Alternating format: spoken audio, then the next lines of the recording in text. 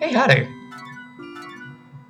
So I do still have plans to visit Board Game Islands, but before I do that, I do want to address a couple of things. Foremost among them being this: Sam's been hard at work, and there's now a community screenshot system.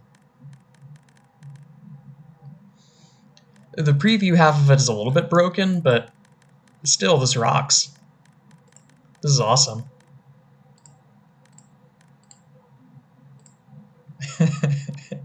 And this is, to be frank, this is about what I expected to be the top, section.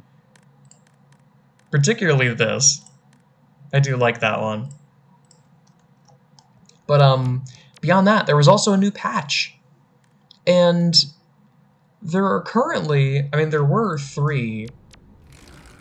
Now there are 2 authors in the works for coming updates.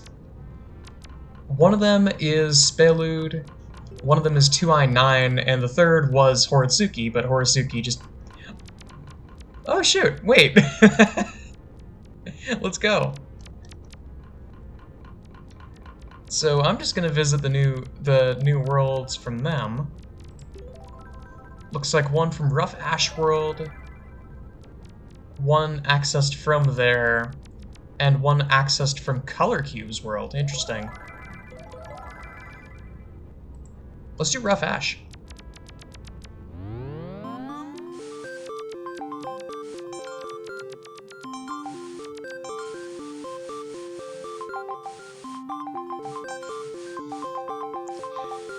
And then after that, I want to do Board Game Islands, obviously, and then after I do Board Game Islands, I also want to,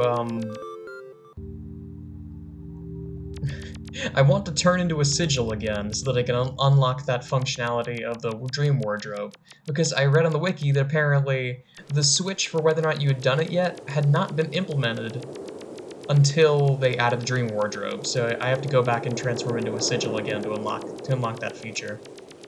That's why I couldn't find it.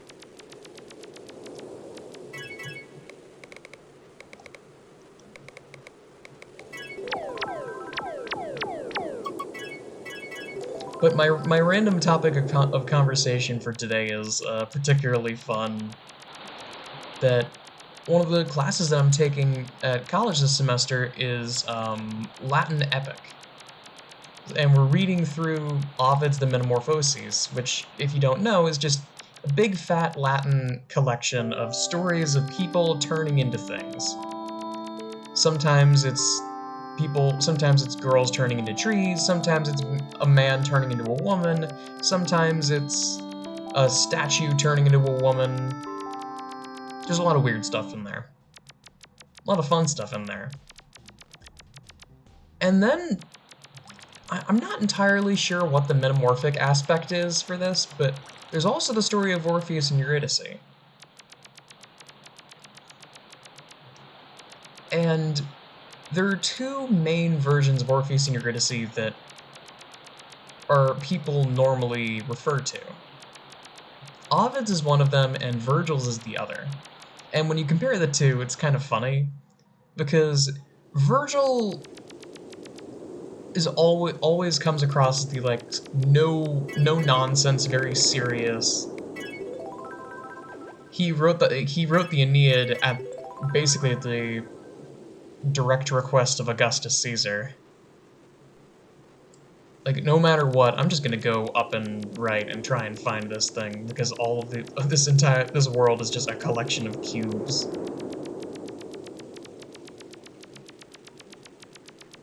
I'm just gonna treat this like dot flow and go diagonally in one direction, then diagonally in another, and see if I can find it.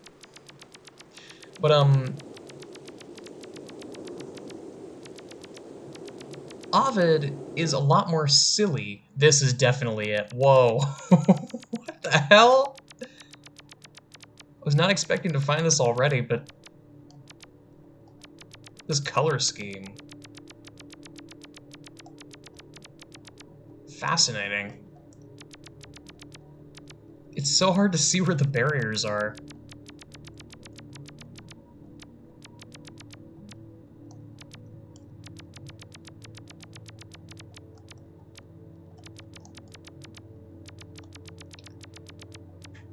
Sorry, I'm just taken aback for a second. I don't know. Just caught me off guard. Either way, the story of Orpheus in Eurydice, to those who have somehow lived under a rock and have never heard it before, it's one of those stories that people bring up as like, oh, what a classic Greek tragedy. One of the most famous ones next to Oedipus Rex. The story goes that there's this beautiful singer, Orpheus, and his soon-to-be blushing bride, Eurydice. Now, the two of them have plans to be married. But on their wedding day, a beekeeper runs up to Eurydice and attempts to do bad things to her. Again, this is ancient Rome / ancient Greece, so you deal with that happening sometimes, as uncomfy as it is. So, in the process of trying to escape him, Eurydice is bitten by a snake and falls on the floor dead. Upon realizing this, Orpheus, naturally, is really depressed and really sad and really angry. And he spends, I want to say it's 9 days or 7 days, I actually don't remember which, grieving. And then rushes down to the underworld, playing a beautiful song with the intent of getting her back. At least for a little bit.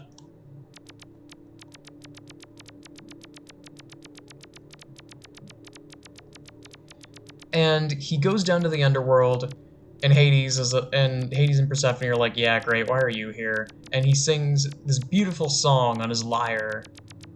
With his lyre, I guess. Huh. Oh my god, it's a Panico Uboa event.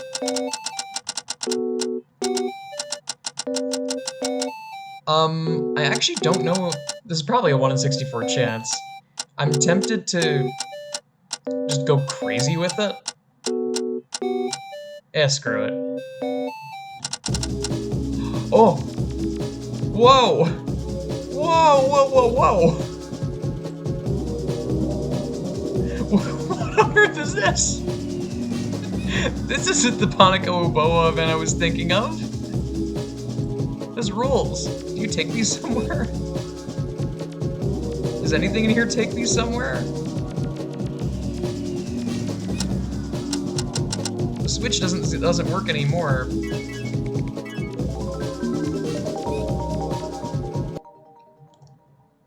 That was insane.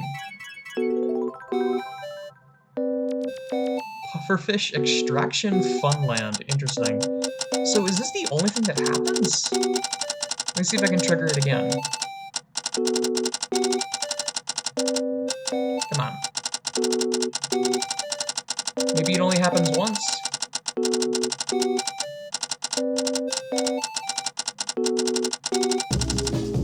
No, this looks like all that happens. Interesting. Can't even read the diary, can't do anything. Weird. What a crazy area this is. This is presumably the map that's accessed from here. So I guess now we move on to Color Cube's world and try and find that other area.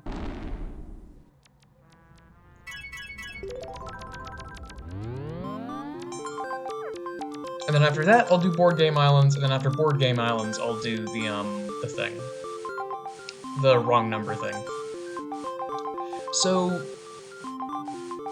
through the power of his beautiful music, which, I mean, this is where the criticisms start, and the criticisms are very funny, because every classics author that talks about Orpheus and Eurydice consistently dunks on Orpheus, and it's great. Hades and Persephone don't exactly get poets down there very often, so I don't think it would take much to make them emotional. But he sang this beautiful song, and they said, "Yeah, you know what? We'll agree to it. We'll go get Eurydice." But he had to sign a bit of a contract in doing so. And this is sort of kinda sorta the progenitor of the deal with the devil, which is, the deal with the devil is such a weird thing, because you look at a lot of the, like, source material for things like Christianity and views of the underworld. Most of those deals with the devil are not really cruel or horribly one-sided. It's like, the modern conception of a deal with the devil is like some weird combination of a deal with the devil and a, why am I going to sewers? What am I doing? I should be going to Color Cube's world.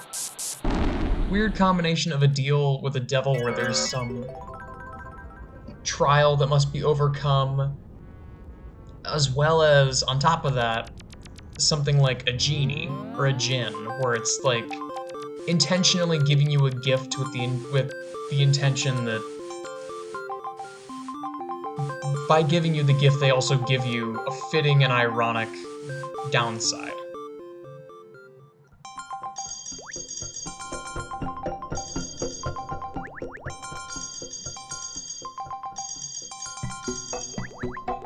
But in this case, the deal that they struck was that Orpheus and Eurydice would get to go back up to the underworld together.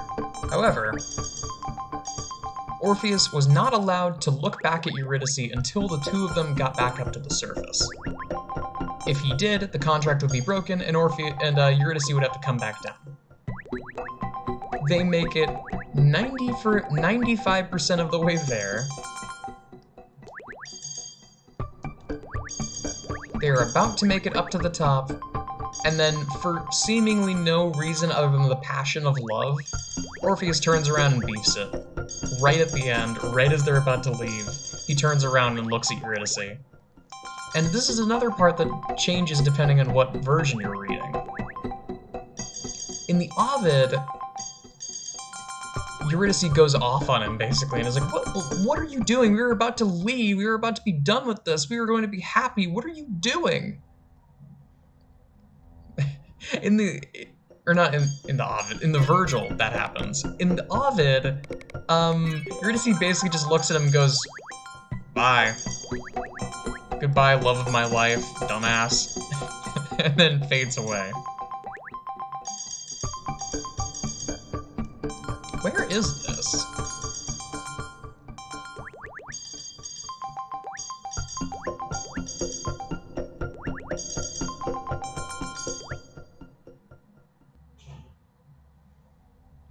This is Famicom Cavern C. Oh wait, I gotta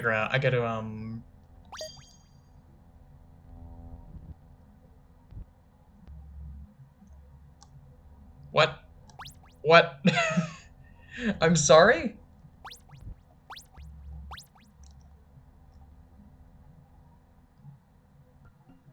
Let me travel backwards from this point and see where that takes me.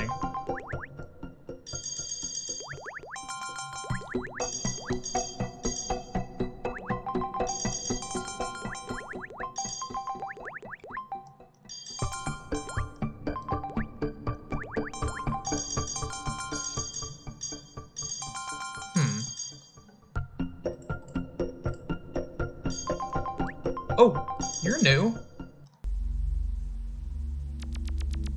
Whoa. Red Black World? What is up with this place? Hang on, let me leave another bat point here. So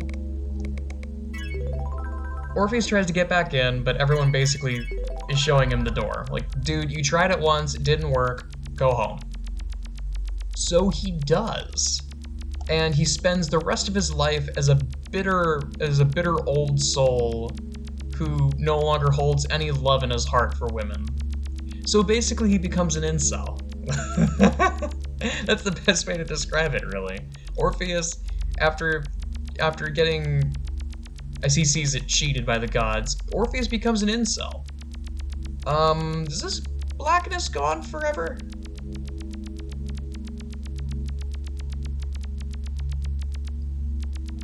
Seemingly not.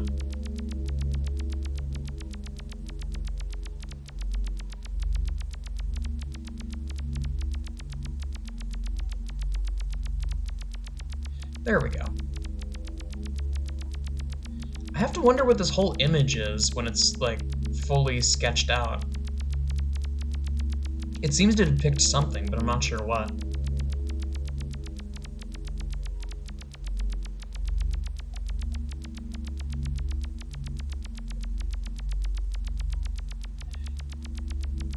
But Orpheus becomes an incel, and then goes back to his home city of Thrace, and invents, according to Ovid at least, invents the practice of pederasty. So Orpheus is both an incel and a pedophile. And I'm not sure what to believe anymore. Reading that line was quite an experience. But that's all real. You can go and read through a translation of the end of like the Orpheus bit of book 10 of the Metamorphoses. That is all real.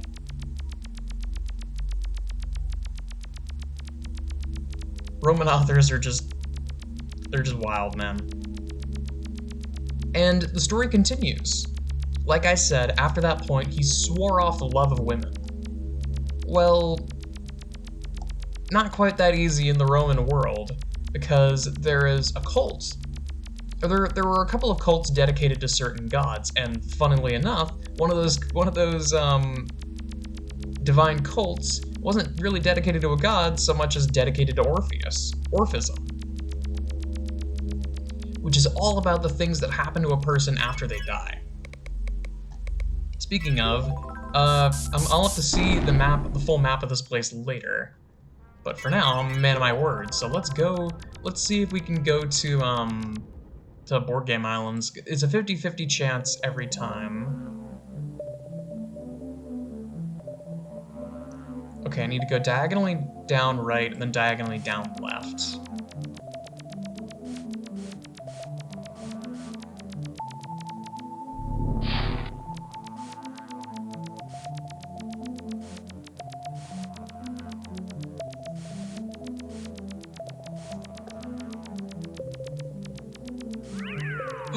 There it is, there it is, there it is. Run, run, run, run, run.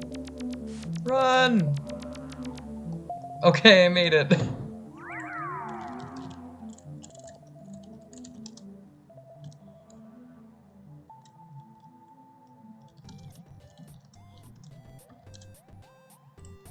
I'm very excited for Collective Unconscious. We made it! Now to do the things that I didn't get to do last time. Okay.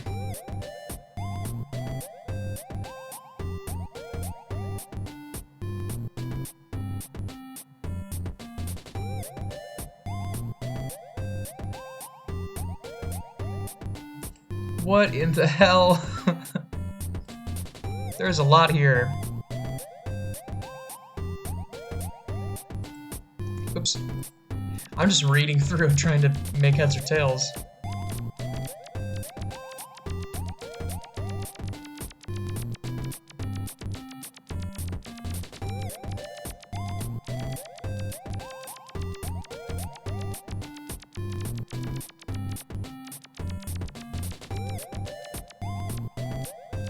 Well, I found a house. I don't think that's the house that I'm looking for.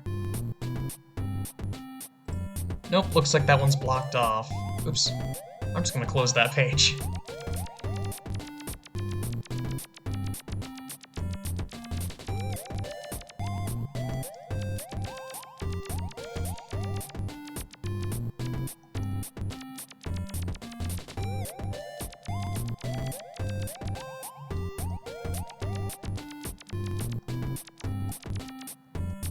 Ah, there we go.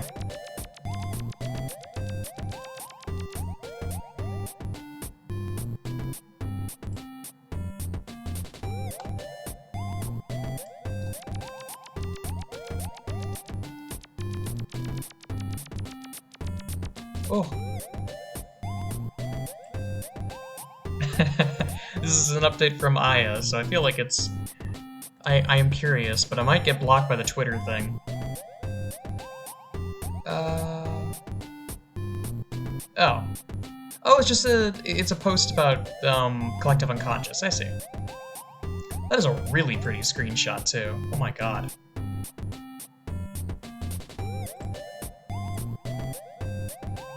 Look at that. I'm so excited for Collective Unconscious.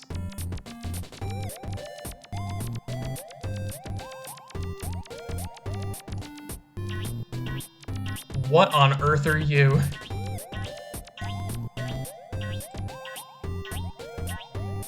Wait, hang on, I'm ever so slightly lost? This is the ring, I believe.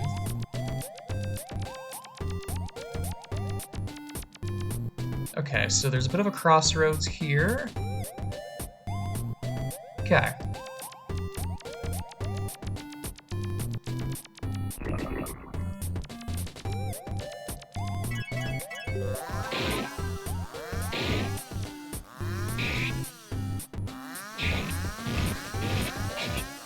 Oh, I got the achievement. Midnight, A Nightmare on Elm Street. A Nightmare on Simple Street? Either way. How do I get through this thing? I have a funny feeling I don't just chainsaw it, because that doesn't seem to be working.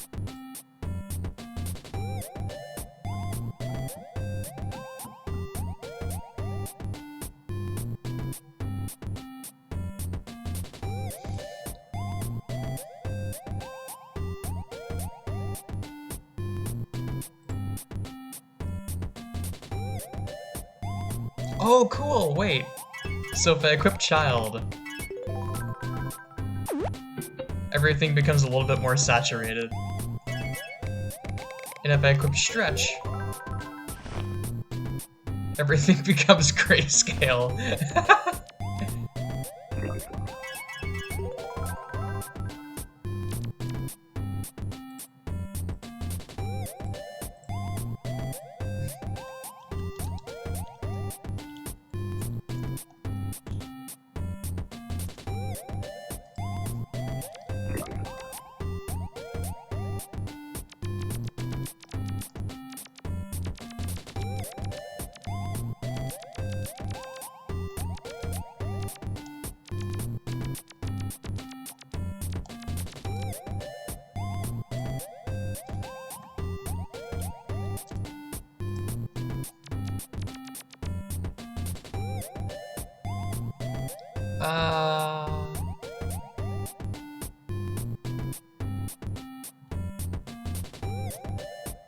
I'm just vibing with this music, honestly.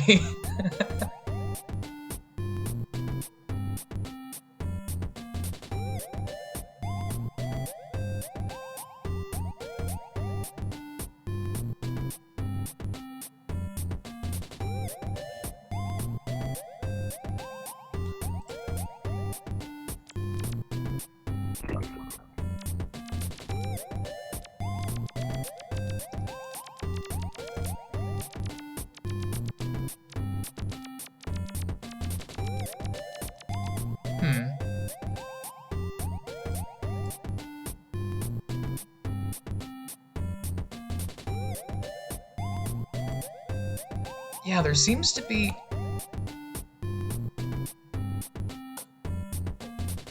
Ah, okay, so probably I need to look at the wardrobe face events.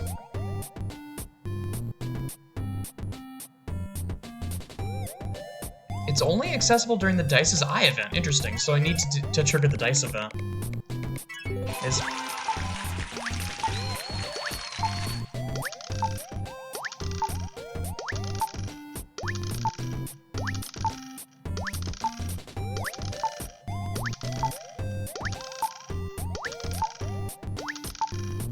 Now we wait for the world to be destroyed.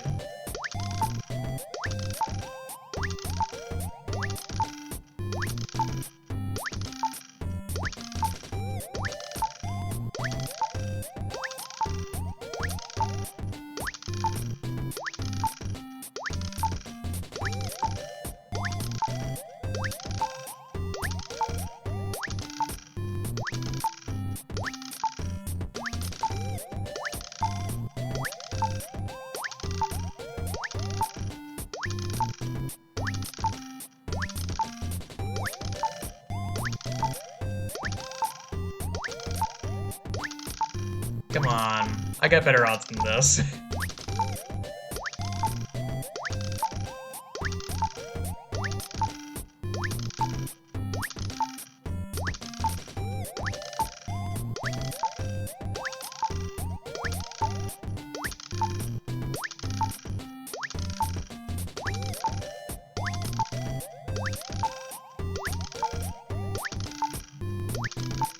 It's all fun and games until the eye effect gets rolled.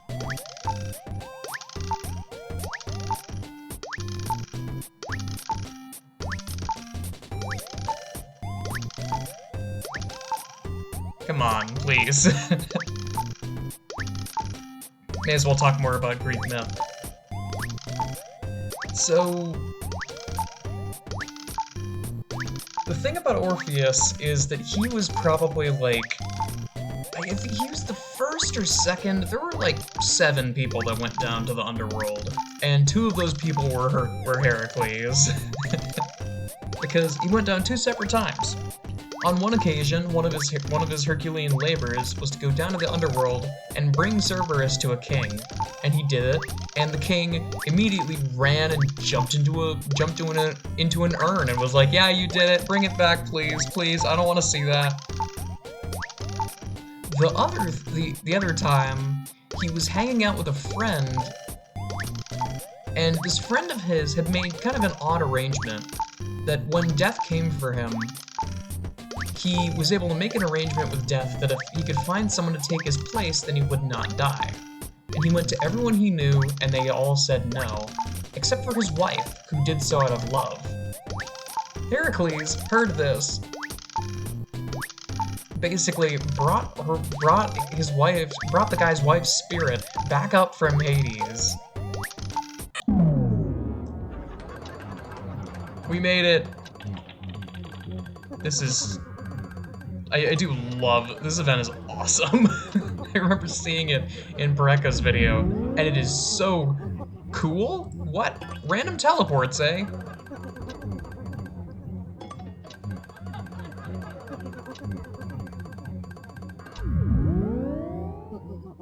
This is so Moonside, what the hell? I don't know where I am. Here's the question cards.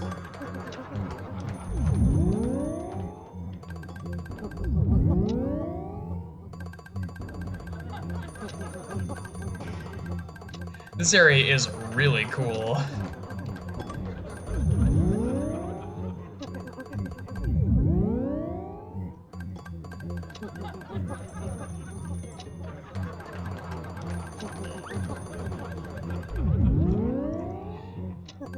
I wonder, actually. Wait, hang on. No, you can't pull up the menu. Interesting. I don't think I'm gonna be able to find the wardrobe face in this state. Because I can barely navigate this place as is.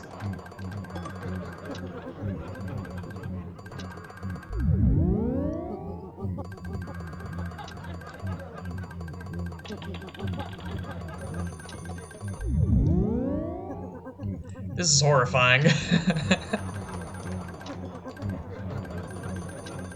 Oh, there's me. What am I doing here?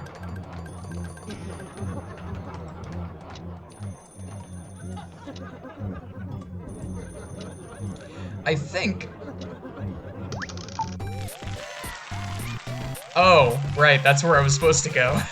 Okay, we'll try that again some other time. Before I leave, I want to check out the coloring book again.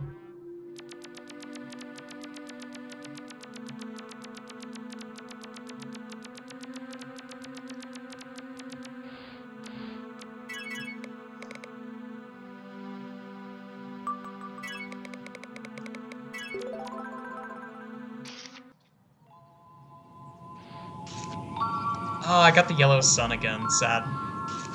Apparently, I seem to remember this is randomized.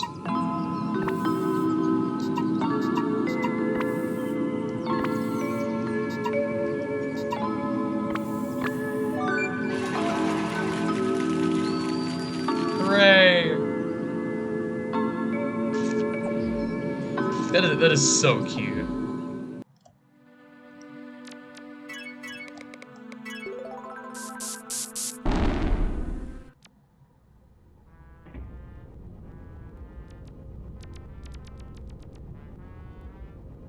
I guess that's all I got for now. I'm gonna join in whatever the heck is happening over here. Thanks so much for watching, y'all.